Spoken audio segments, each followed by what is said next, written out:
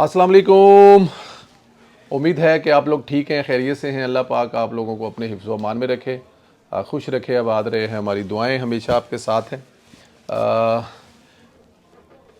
Channel को ज़रूर subscribe करें और बेल आइकन को भी प्रेस करें। ज़्यादा से ज़्यादा व्हाट्सअप ग्रुपों में इसका लिंक भी शेयर करें और जो राय आपसे मांगी जाए वो उसका इजहार ज़रूर किया करें। खान साहब की जेल में अपने लोगों से जो मुलाकात हुई है, इसकी मज़ीद कहानी सामने आई है और कुछ इंकशाफात भी हैं जो आपसे शेयर करेंगे। चीज़ें रिकॉर्ड हो चुकी हैं और इस गुफ्तगू में सबसे पहले खान ने बैरिस्टर गौहर, हमद रज़ा, सुलेमान अकरम राजा और बैरिस्टर अली ज़फ़र को कहा कि तुम लोगों का मुझे कोई फ़ायदा नहीं है। खरी खरी सुनाते हुए कहा कि मैंने तुम लोगों को कहा था कि SOC इजलास के दौरान एहतजाज करना, मुझे रहा कराना, रखना डालना, हुकूमत को ब्लैकमेल करना, लेकिन तुम लोगों ने प्रोटेस्ट नहीं किया। और ख़ान की गुफ्तगू पर सब ने कहा कि गंडापुर ने धोखा दिया है। मतलब आप ये कह सकते हैं कि जो मिलने गए थे उन्होंने जो वहाँ पर मौजूद नहीं था, सारे का सारा मुद्दा उस पर डाला, और वहाँ पर जो मौजूद नहीं था वो गंडापुर था।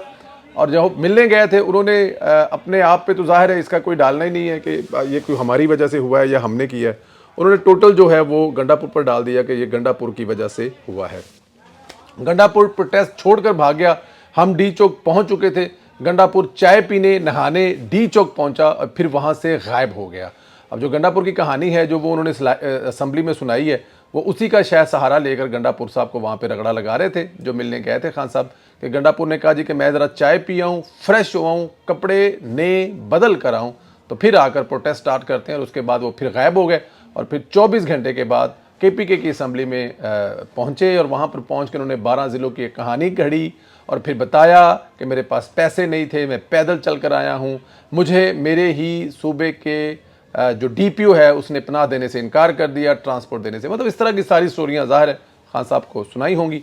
गंडापुर ने वर्करों को धोखा दिया, हम सबको धोखा दिया, इसलिए हमारा एहतजाज जो है वो नाकाम हुआ। उन्होंने कहा कि हमाद अज़हर की शिकायत भी लगाई कि वो पंजाब को फ्रंट से लीड नहीं कर पा रहे, लेकिन ये शिकायत तो मेरे ख्याल में जायज़ है।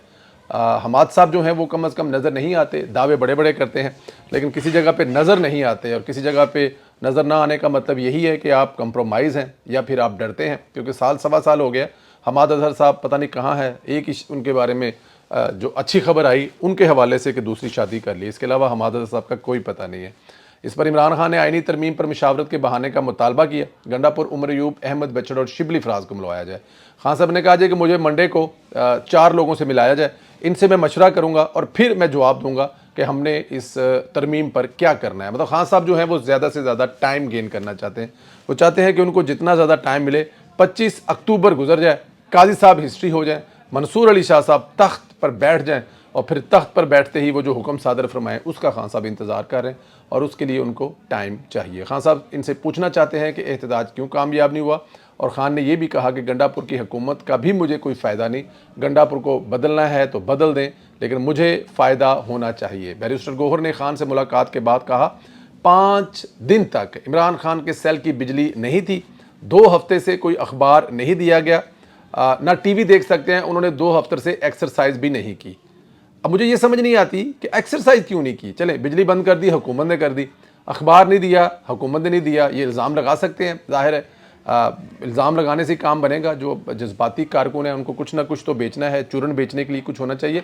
एक्सरसाइज 2 वीक से नहीं की, क्या वो भी हुकूमत डंबल उठा कर ले गई, एक्सरसाइज मशीन उठा कर ले गई, खान साहब के सेल को ताला लगा लिया कि वो बाहर नहीं निकल सकते, जहाँ वॉक करते हैं वो वॉक नहीं कर सकते। एक्सरसाइज क्यों नहीं की? कोई गम, कोई धोखा, कोई अपने लोगों से, कोई किसी और तरफ से, क्या मसला हो सकता है? ये तो अब जब खान साहब तशरीफ़ लाएंगे बाहर कभी YouTube चैनल पर हमें ख़बरें सुनाया करेंगे कि उनके साथ क्या बीती, या कोई किताब लिखेंगे तो तभी पता लगेगा। 2 दिन कबल बैरिस्टर गौहर साहब ही कह रहे थे कि खान साहब सेहतमंद हैं और 1 घंटे की एक्सरसाइज भी करते हैं। अब जो मैंने एक्सरसाइज वाली जो आपकी तहमीद बांधी वो इसलिए क्योंकि मुझे पता है जो पिछले दिनों हम लोग वीलॉग में बता चुके हैं कि गौहर साहब ने कहा था कि खान साहब एक्सरसाइज भी 1 घंटे की कर रहे हैं, सेहतमंद भी हैं, तबीयत भी ठीक है। आज उन्होंने कोई और स्टोरी सुना दी। स्टोरी उनकी बिकती है, बेच लेते हैं, उसके ख़रीदार जो हैं वो उनको इस तरह के चस्के, इस तरह की चीज़ें चाहिए, वो ले रहे हैं। अब कह रहा है कि वर्जिश भी नहीं करने देते, झूठ बोलते हैं। बहरहाल खान साहब की TV की सहूलत तो गंडापुर के मुतालबे पर वापस ली गई थी, क्योंकि गंडापुर ने कहा था कि अगर TV खान साहब पे चलता रहा और वो मेरे करतूत देखते रहे तो बढ़िया गालियाँ निकालेंगे। तो इसलिए खान साहब के जो TV है वो बंद कर दें ताकि बाहर की कोई भी सिचुएशन उन तक ना पहुँचे اور مجھے تھوڑی بہت جو میرا سیف میں رہوں گا، میرے بارے میں زیادہ چیزیں ان تک نہ ہی پہنچے تو اچھا. تو ٹی وی اس وجہ سے لیا گیا تھا. گنڈا پور نہیں چاہتا تھا کہ خان صاحب کو سب پتہ چلے کہ پروٹیسٹ کے معاملے پر کیا ہوا.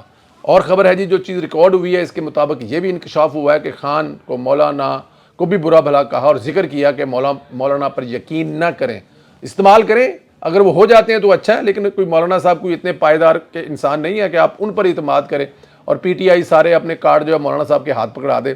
مولانا پر اعتبار نہیں کیا جا سکتا. یہ بھی اس گفتگو میں اب بتانے والے بتا رہے ہیں کہ خان صاحب نے کہا ہے. وہ کہیں کہ تم لوگوں کو استعمال نہ کر لے، اپنا فائدہ نکال سکتا ہے، اس لیے تم لوگ مولانا کو استعمال کرو، این آر او حاصل کرنے کی کوشش کرو. خان نے اس بار مولانا سے متعلق کوئی اچھی اور مناسب گفتگو نہیں کی، یہی کہا جا رہا ہے، کیونکہ ظاہر ہے مولانا صاحب کے گھر پہ آصف علی زرداری صاحب، بلاول بھٹو زرداری صاحب تو چکر لگا کے ان کی تو صحت ہی بڑی خوبصورت ہو گئی ہے. وہ تو ان کا تو میرے خیال میں کوئی 5-7 کلو وزن کم، 10 کلو وزن کم ہو گیا جتنے مولانا صاحب نے ان کو اپنے گھر کے چکر لگائے ہیں. ادھر بلاول بھٹو کی مولانا فضل الرحمان سے حتمی ملاقات ہو گئی ہے. بلاول نے بتایا ہمارا مولانا کے ساتھ 100% اتفاق ہو چکا ہے، اب ہم چاہتے ہیں کہ ہمارے مسودے کو مولانا خود پیش کریں. بلاول نے بتایا کہ حکمران اتحاد چاہتا ہے کہ مولانا خود مسودہ پارلیمنٹ میں پیش کرے اور میرے خیال میں یہ بہت اہم پیش رفت ہے. اچھا جی، بہرحال مولانا نے کہا ہے کہ پی ٹی آئی کو جو وفد عمران خان سے ملاقات کرنے گیا تھا ایک بار ان سے پوچھ لوں. اب مولانا ان سے ملاقات کر رہے ہیں، اگر مولانا نے پی ٹی آئی کے ساتھ چلنے کا فیصلہ کر لیا تو پھر مولانا کے بغیر ہی کام ہوگا اور کام تو ہو جائے گا. جس طرح میں نے اپنے پچھلے ویلوگ میں بھی کہا کہ حکومت کوشش کر رہی ہے، حکومت کے صبر کو داد دینی چاہیے. وہ کسی صورت میں مولانا فضل الرحمان کو پیچھے نہیں چھوڑنا چاہتی، لیکن اگر مولانا فضل الرحمان صاحب کی ضلع میں آتے ہیں اور ان کے نظریے کے مطابق، اگر ان کی سوچ کے مطابق، اگر وہ ایسا سوچتے ہیں کہ جو حکومت کرنے جا رہی ہے وہ اس کا ساتھ نہیں دینا چاہتا، تو یہ ان کا جمہوری حق ہے. لیکن اس پہ آپ کو حکومت کے صبر کی داد دینی چاہیے کہ مولانا صاحب کا حق ہے، ان کی ایک سیاسی پارٹی ہے، ان کی ایک سوچ ہے. اگر وہ سمجھتے ہیں کہ پاکستان تحریک انصاف کے ساتھ ان کی سوچ ملتی ہے، پاکستان تحریک انصاف کے ساتھ ان کا نظریہ ملتا ہے، اور وہ پاکستان تحریک انصاف کو جو اتنی دیر سے برا بھلا کہہ رہے تھے وہ غلط تھا، اور اپنی سائیڈ لینا چاہتے ہیں اور پاکستان تحریک انصاف کی صفوں میں کھڑا ہونا چاہتے ہیں، تو اس میں کوئی برائی نہیں ہے. میرے خیال میں جمہوریت کی یہ ایک خوبصورت ترین میں سمجھتا ہوں، غلط بھی ہو سکتی ہے، کہ یہی ایک خوبصورت ترین چہرہ ہے جمہوریت کا. آپ نے کوشش کی، مولانا صاحب نہیں مانے، پاکستان تحریک انصاف کے ساتھ کھڑے ہو گئے. اگر آپ ان کے بغیر کر سکتے ہیں تو آپ ان کے بغیر چلے جائیں. کل تاریخ میں یہ لکھا جائے گا کہ آپ نے بہت کوشش کی، مولانا صاحب نہیں مانے. اب کیونکہ بلاول نے پھر بول دیا ہے کہ حکومت نے صبر کی انتہا کی ہے، تھوڑی دیر کی بات ہے، پی ٹی آئی کا وفد آئے گا، سیاسی جماعت بن کر فیصلہ کرے گا. اگر پی ٹی آئی نے رونا دھونا کیا تو پھر قصور انہی کا ہوگا. میرے خیال میں یہی بات تو اب سب دیکھ رہے ہیں کہ اتنی دیر سے کوشش کی جا رہی ہے کہ کسی طرح، یہ کوئی پہلی ترمیم نہیں ہے، 23 ترمیم ہے. اس سے پہلے بھی 22 جو ترمیم ہیں وہ پاس ہو چکی ہیں قانون بننے کے بعد، تو ایسا کوئی کام بھی نہیں ہو رہا کہ اس کو ہم نے ہونے نہیں دینا. خیر، وزیر دفاع خواجہ آصف نے بھی سرپرائز دے دیا ہے، بتایا ہے میرا حساب کمزور ہے لیکن ہمارے نمبرز پورے ہیں، آج شام تک کوشش ہوگی، اپوزیشن مان گئی تو ٹھیک، ورنہ آگے بڑھیں گے. ترمیم بتائے گی کہ جسٹس منصور علی شاہ چیف جسٹس بنیں گے یا نہیں، وہ چیف جسٹس ہوں گے یا نہیں. یعنی منصور علی شاہ صاحب کا پتہ صاف ہونے جا رہا ہے. یہ اشارہ ہے خواجہ صاحب کی طرف سے. منصور علی شاہ صاحب نے کل بھی جو بینچ ہے وہ کوئی صفائیاں دے رہا تھا یا کوئی وضاحتیں دے رہا تھا. میرے خیال میں منصور علی شاہ صاحب نے اپنے پیروں پر خود ہی کلہاڑی ماری ہے. حالانکہ ایک وقت میں وہ فیورٹ ترین تھے کہ قاضی صاحب کے بعد منصور علی شاہ صاحب جو ہیں ایک قاضی صاحب کا مشن لے کر چلیں گے. لیکن خیر، اب انہوں نے بھی اگر اپنا ارادہ چینج کر لیا، انہوں نے بھی اگر پاپولر لائن لے لی ہے، اور اگر وہ بھی سمجھتے ہیں کہ وہی نظریہ ٹھیک ہے جو تحریک بانی پی ٹی آئی لے کر چل رہے ہیں، تو ٹھیک ہے منصور علی شاہ صاحب، پھر اللہ تعالیٰ کی ذات آپ کو زندگی دے، صحت دی. ہماری بھی دعائیں آپ کے ساتھ ہیں. خواہش ہے ہماری کہ آپ کے بارے میں ہم نے جتنا سنا، آپ کے بارے میں ہم نے جتنا پڑھا، آپ کے فیصلوں کے بارے میں جتنا سنا اور پڑھا، ہمیں ہمیشہ لگا کہ آپ ایک بہترین جج ثابت ہو سکتے ہیں. لیکن اب اگر آپ نے چھلانگ لگا کر ریاست کے خلاف کھڑے ہو گئے ہیں تو پھر ریاست والے انتظام کر رہے ہیں. اب ان کے انتظام پر میں اور میرے جیسے دوسرے دوست بولنے والے تو کچھ کر نہیں سکتے. خیر، ادھر الیکشن کمیشن نے بھی پلان بھی پر عمل درآمد کے لیے تیار بیٹھا ہے. الیکشن کمیشن نے ملازمین کی آج کی چھٹی منسوخ کر دی. تمام عملہ موجود ہے، کام کر رہا ہے. ممبران الیکشن کمیشن کو کسی ہنگامی اجلاس کے لیے آج بلایا جا سکتا ہے، یعنی محسوس نشستیں حکمران اتحاد کو جاری ہو سکتی ہیں.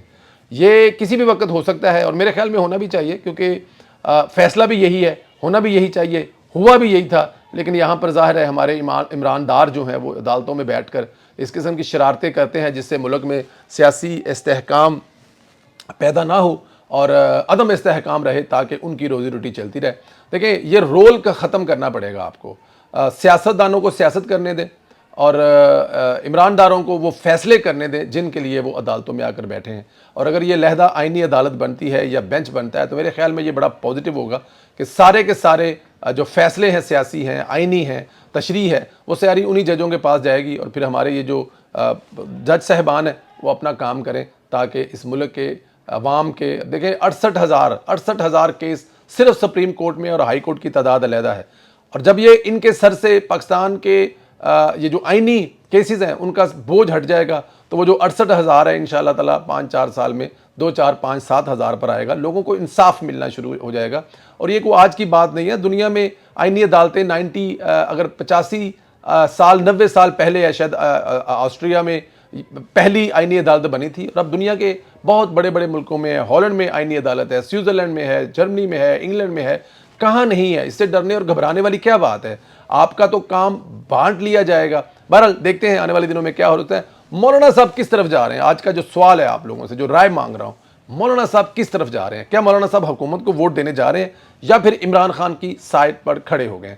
اپنے اس سوال کا جواب ضرور دیں. ویلوگ کے جس حصے پر آپ رائے دینا چاہتے ہیں دیں. انشاءاللہ اگلے ویلوگ میں آپ سے پھر ملاقات ہوگی. اپنا بہت خیال رکھیں. چینل کو سبسکرائب کریں, بیل آئیکن کو پریس کریں اور زیادہ سے زیادہ واٹس ایپ گروپوں میں اس کو شیئر کریں. اپنا خیال رکھیں. اجازت دیں. خدا حافظ.